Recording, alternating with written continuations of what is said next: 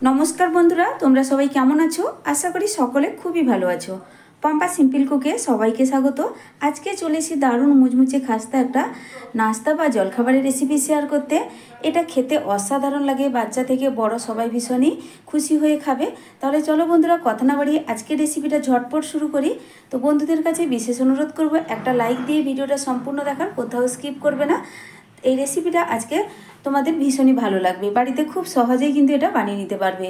সবার প্রথমে একটা মিক্সিং বোলের মধ্যে দিয়ে দিচ্ছি একটা মিডিয়াম সাইজের বাটির মাপ ধরে 1 বাটি আটা, সঙ্গে দিয়ে দিচ্ছি একটু বড় সাইজের চামচের 1 চামচ সুজি। এতে এই রেসিপিটা খুবই খাস্তা হবে, মুচমুচে হবে, খেতে ভালো লাগবে। এবার স্বাদ মতো লবণ, চা চামচের 1/2 চামচ নিয়েছি জোয়ান। আর জোয়ান আমাদের অ্যাসিডিটি কমায় আর হজম ক্ষমতা বাড়ায়। তো জোয়ানটাকে হাতের তালুর মধ্যে নিয়ে নিলাম, একটু এইভাবে ঘষে দিব, এতে ফ্লেভারটা খুব সুন্দর আসে। 1/2 চা চামচ দিয়ে দিচ্ছি চিলি ফ্লেক্স। তারপরে এখানে দিয়ে দিচ্ছি ময়ানের জন্য তেল। তো বড় চামচের এখানে আমি 3 চামচ তেল দিয়ে দিচ্ছি।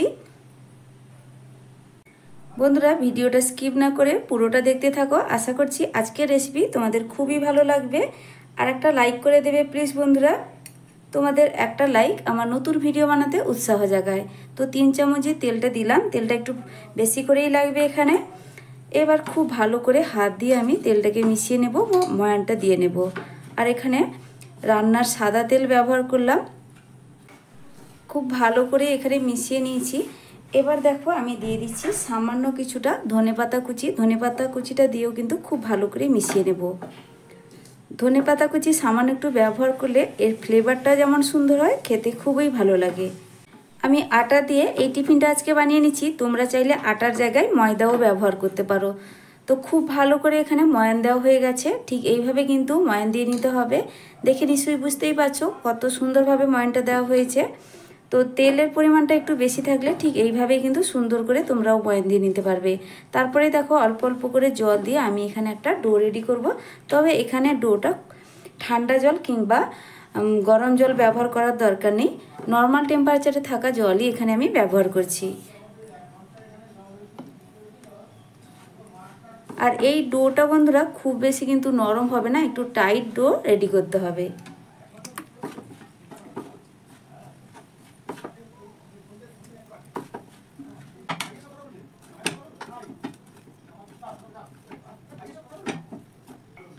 তো বন্ধুরা দেখো এখানে খুব সুন্দর একটা ডো রেডি করে নিয়েছি, দেখে নিশ্চয়ই বুঝতেই পারছো এটা কিন্তু খুব বেশি নরম ডো না। ঠিক এইভাবে একটা ডো রেডি করে নেওয়ার পর আমি এটাকে ঢাকা দিয়ে কিছুক্ষণের জন্য এক সাইডে সরিয়ে রেখে দিচ্ছি। তারপরেই বসিয়ে দিলাম গ্যাসে একটা ফ্রাইং প্যান। আর এখানে টিফিনের জন্য একটা স্টাফিং বা পুর বানাবো। ফ্রাইং প্যানটা গরম হয়ে যাওয়ার পর দিয়ে দিচ্ছি 1 টেবিল চামচ রান্নার সাদা তেল। তেলটা এখানে গরম হয়ে গেলে এবার এর মধ্যে দিয়ে দিতে হবে কুচনো পেঁয়াজ। আর আমি এখানে নিয়েছি একটা মিডিয়াম সাইজের পেঁয়াজ, পেঁয়াজটাকে ছোট ছোট করে কুচিয়ে নিয়েছি। সঙ্গে দিয়ে দিচ্ছি 2টো কাঁচা পাকা লঙ্কা। এবার পেঁয়াজ আর লঙ্কাটাকে হালকা একটু ভেজে নেব। আর এই যে স্টাফিংটা বানাবো বন্ধুরা, খুব বেশি কিন্তু উপকরণ লাগবে না, আর চট জলদি বানিয়ে নেওয়া হয়ে যাবে, আর খেতে হবে ভীষণ টেস্টি। তো দেখো পেঁয়াজটাকে হালকা একটু এখানে ভেজে নিচ্ছি। নেওয়ার পরে এরপরে আমি দিয়ে দিচ্ছি একটা মিডিয়াম সাইজের আলু আর একটা ছোট সাইজের গাজর। আলু আর গাজরটাকে আমি একসঙ্গে গ্রেট করে নিয়েছি।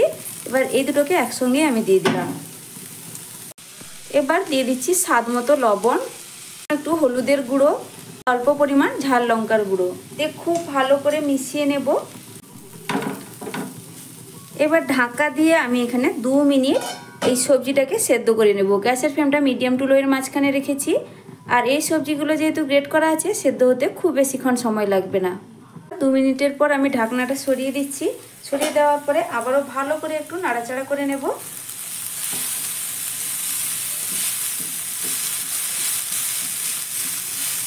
আর সবজিটা এখানে কিন্তু প্রায় আমার সেদ্ধ হয়ে এসছে।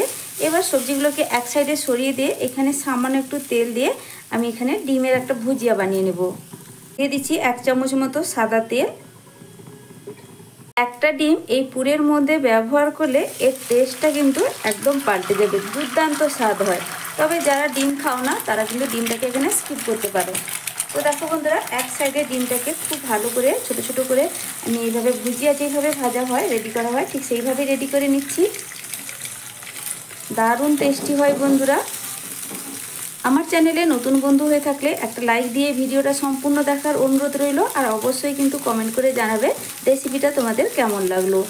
নতুন বন্ধু পুরনো বন্ধু সবাইকে অনেকটা ভালোবাসা। তোমরা এইভাবে আমার পাশে থেকো ভালোবাসা দিয়ে। আর অবশ্যই সবার কাছেই অনুরোধ লাইক দিয়ে ভিডিওটা সম্পূর্ণ দেখার। তো ডিমের ভুজিয়াটা খুব সুন্দর করেই ভাজা হয়ে গেছে। তারপরে আবারও সবজির সঙ্গে আমি মিশিয়ে নিচ্ছি। যারা এখনও পর্যন্ত আমার চ্যানেলটিকে সাবস্ক্রাইব করোনি প্লিজ বন্ধুরা সাবস্ক্রাইব করে পাশে থাকা বেল আইকনটা প্রেস করে রাখবে। এতে আমার চ্যানেলে যখনই আমি নতুন কোনো ভিডিও দেব তখনই নোটিফিকেশান তোমাদের কাছে পৌঁছে যাবে। আর তোমরা পেয়ে যাবে আমার কাছে নিত্য নতুন সহজ সহজ রেসিপি, যেটা তোমরা বাড়িতে খুব সহজে হাতের কাছে থাকা উপকরণ নিয়ে বানিয়ে নিতে পারবে। তো দেখো সবজির পুরটা কিন্তু এখানে প্রায় রেডি হয়ে এসছে। তো এবার দিয়ে দিচ্ছি সামান্য একটু ধনেপাতা কুচি। একদম অল্প পরিমাণে এখানে ধনেপাতা কুচির ব্যবহার করলাম। সামান্য একটু ম্যাগি মশলা, এতে টেস্টও যেমন ভালো হয় আর সুন্দর একটা ফ্লেভার আসে, বাচ্চারা ভীষণ পছন্দ করে। সামান্য একটু দিয়ে দিচ্ছি ভাজা জিরের গুঁড়ো। বাস এখানে আর কোনো কিছু প্রয়োজন নয়, খুব ভালো করে মিশিয়ে নেব। তো বন্ধুরা এখানে যদি তোমাদের হাতের কাছে ধনেপাতা না থাকে তাহলে সামান্য একটু শুধু ম্যাগি মশলা সবশেষে দিয়েই কিন্তু পুরটা নামিয়ে নেবে। তো এখানে সবজির পুরটা বা স্টাফিংটা একদম রেডি হয়ে গেছে। এবার আমি এটাকে তুলে নিচ্ছি। এবার বন্ধুরা আমি যে আটার ডোটা রেডি করে রেখেছিলাম এবার ঢাকনাটা সরিয়ে নিচ্ছি। ঢাকনাটা সরিয়ে নেওয়ার পরে দেখো ডোটা তোমাদের দেখাই এখন ঠিক কিভাবে আছে। তো আগের তুলনায় কিন্তু ডোটা আরও কিছুটা হলেও শক্ত হয়ে গেছে, কারণ সুজিটা আছে এর মধ্যে সামান্য একটু। তো সুজিটা তো জল টেনে শক্ত হবেই। তো দেখো আবারও ভালো করে একবার আমি হাত দিয়ে মেখে নিচ্ছি। মেখে নেওয়ার পরে এখান থেকে আমি লেচি কেটে নেব।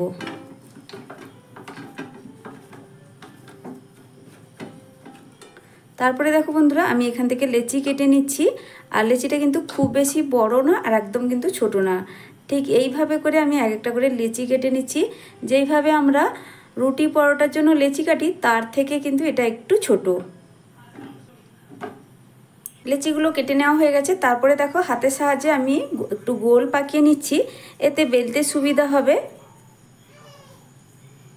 সবগুলোই কিন্তু একইভাবে গোল পাকিয়ে নেব। তারপরে একটা বেলন পিঁড়ির সাহায্যে আমি এই যে লেচিগুলো কেটে রেখেছিলাম এগুলো এক একটা করে বেলে বানিয়ে নেব টিফিনগুলো। তো দেখো বন্ধুরা এখানে এই রুটিগুলো বেলার জন্য কোনো রকম তেল কিংবা আটার ব্যবহার করছি না, এটা কিন্তু শুধুই খুব সুন্দর করে বেলা হয়ে যাবে। যেহেতু তেলের ময়ামটা একটু বেশি করে দেওয়া আছে তো তার জন্য কোনো রকম কিন্তু শুকনো আটা ময়দার গুঁড়ি তেল প্রয়োজন হচ্ছে না। আর এটাকে একটু পাতলা করে আমি বেলে নিচ্ছি।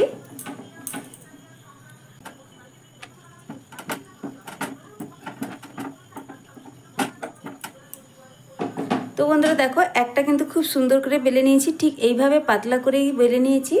তারপরে একটা ছুরির সাহায্যে আমি দেখো চৌকো শেপ করে একটু কেটে নিচ্ছি। বানানো কিন্তু খুবই সহজ বন্ধুরা, একবার দেখলে তোমরা খুব সহজে কিন্তু বানিয়ে নিতে পারবে। আগে থেকে যে আমি স্টাফিংটা বানিয়ে রেখেছিলাম এবার কিছুটাই চামচের সাহায্যে নিয়ে এইভাবে দিয়ে দিচ্ছি।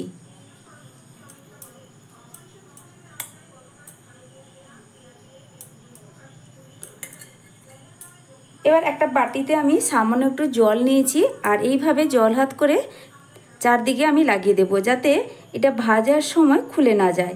এইভাবে জল দিয়ে তোমরা ওই চারদিকে এইভাবে সমানভাবে জলটা লাগিয়ে দিবে, তারপরে খুব সুন্দর করে ভাঁজ করে নেবে, তাহলে কিন্তু আর ভাজার সময় খুলে যাওয়ার ভয় থাকবে না। তো দেখো বন্ধুরা আমি কিন্তু জলটা চারদিকে লাগিয়ে নিয়েছি, তারপরে এইভাবে ধরে সমান করে আমি এইভাবে ভাঁজ দিয়ে দিলাম। তো দেখো খুবই সহজ কিন্তু বানানো, যেহেতু জল দেওয়া আছে খুব সুন্দরভাবে কিন্তু এটা সেট হয়ে যাবে। তো একটা খুব সহজেই রেডি হয়ে গেল, কোনো রকম ঝামেলা নেই। তো খুব সুন্দর করে ভাঁজ দিয়ে নিয়েছি, আবারও একইভাবে তোমাদের একটা বানিয়ে দেখাচ্ছি। তো বন্ধুরা দেখো একইভাবে কিন্তু তোমাদের আমি আবারও একটা বানিয়ে দেখাচ্ছি। তোমরা কিন্তু খুব ভালো করে লক্ষ্য করো, তাহলে তোমরা এইভাবে বানিয়ে নিতে পারবে। তবে এটা বানাতে কিন্তু খুবই সহজ। একটা রুটিকে আমি চার সাইড থেকে এইভাবে কেটে নিলাম, কেটে নেওয়ার পর মাঝখানে আমি স্টাফিংটা দিয়ে দেবো। স্টাফিংটা দেওয়ার পর আমি চার সাইডে খুব ভালো করে জলটা লাগিয়ে দেব হাতের সাহায্যে। সামান্য একটু জল চারদিকে কিন্তু আমি ভালো করে লাগিয়ে দিচ্ছি। লাগিয়ে দেওয়ার পরে এক সাইডে এইভাবে ধরে একটা ভাঁজ দিয়ে নিতে হবে। ভাঁজ দিয়ে খুব ভালো করে সেট করে নিলেই কিন্তু আবারও একটা নাস্তা বা জলখাবার রেডি হয়ে গেল খুব সহজেই। এটা বানাতে কিন্তু কোনো রকম ঝামেলা নেই। সকালবেলা জলখাবারের জন্য এই নাস্তাটা বানিয়ে নিতে পারো, কারণ এটা বানানো খুবই সহজ, একদম কম সময়ের মধ্যে এটা রেডি হয়ে যায়। তো দেখো আবারও খুব সহজভাবে আমি তোমাদের আরেকটা বানিয়ে দেখিয়ে দিলাম। তো একইভাবে সবকটা বানিয়ে নেব, তারপরেই ফিরে আসছি। এবার নাস্তা বা টিফিনগুলো ভাজার জন্য গ্যাসে একটা কড়াই বসিয়ে দিয়ে এতে দিয়ে দিচ্ছি কিছুটা পরিমাণ সাদা তেল। তেলটাকে দিয়ে দেওয়ার পর এখানে আমি মিডিয়াম গরম করে নিয়েছি। খুব বেশি গরম তেলে এই নাস্তা বা টিফিনগুলোকে ভাজা যাবে না বন্ধুরা, তাহলে কিন্তু উপর থেকে কালার চলে আসবে অথচ ভেতর থেকে খুব সুন্দর করে ভাজা হবে না। তো মুচমুচে সুন্দর করে ভাজার জন্য মিডিয়াম গরম অবস্থায় কিন্তু দিতে হবে। তো গ্যাসের ফ্লেমটা এবার একদম মিডিয়াম টু লোয়ের মাঝখানে রেখে দিলাম। তারপরে এক একটা করে আমি দিয়ে দিচ্ছি। খুব বেশি যে তেলটা গরম হয়নি দেখে নিশ্চয়ই বুঝতেই পারছো তোমরা।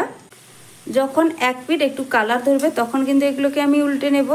তো দেখো তেলে দেওয়ার সাথে সাথে কিছুক্ষণের মধ্যে কত সুন্দরভাবে ফুলে উঠেছে। এবার আমি এক একটা এগুলোকে উল্টে দিচ্ছি। দেখো বন্ধুরা হালকা একটু কালার কিন্তু ধরে গেছে। ঠিক এমন অবস্থায় এগুলোকে উল্টে দিতে হবে, আর উল্টে পাল্টে এগুলোকে একটু লালচে করে মুচমুচে করে ভেজে নেব। শুধুমাত্র স্কুল অফিসের টিফিন কিংবা সকালবেলা জলখাবারের জন্য না, এটা সন্ধ্যা স্ন্যাক্স হিসেবেও কিন্তু তোমরা বানিয়ে নিতে পারো। সন্ধ্যে চায়ের সময় যদি এরকম স্ন্যাক্সও থাকে খেতে দুর্দান্ত লাগবে। তো দেখো আবারও উল্টে পাল্টে আমি এগুলোকে ভেজে নিচ্ছি। বাড়িতে আসা হঠাৎ কোনো অতিথিদেরও খুব সহজে চটজলদি এই স্ন্যাক্স বা নাস্তাটা বানিয়ে দেওয়া যায়।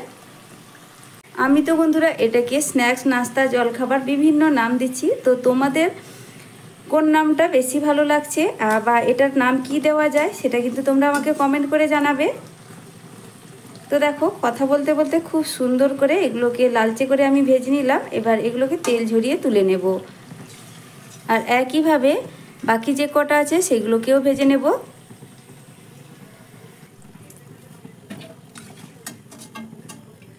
সব নাস্তাগুলো রেডি করে নেওয়ার পর আমি এখানে একটা প্লেটের মধ্যে নিয়ে নিয়েছি। দেখো বন্ধুরা এগুলো দেখতে কতটা লোভনীয় লাগছে। এগুলো দেখতেও যেমন সুন্দর, খেতেও কিন্তু ভীষণই টেস্টি হয় আর খুবই মুচমুচে খাস্তা হয়। তো কিভাবে মুচমুচে খাস্তা হয়েছে সেটাও আমি তোমাদের দেখাচ্ছি একটা।